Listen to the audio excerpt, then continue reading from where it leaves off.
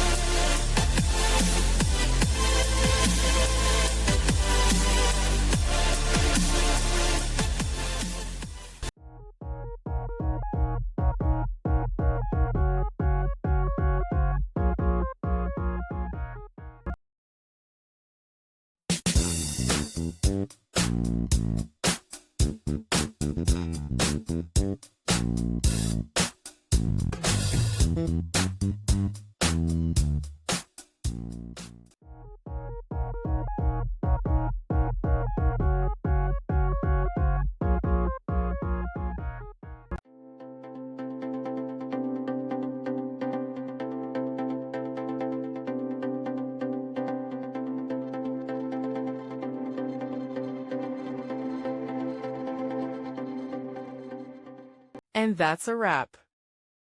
I hope you found the answer you were looking for. If you did, take a second to hit that subscribe button. It really helps out. And let me know in the comments which solution worked best for you. See you next time in the debug zone.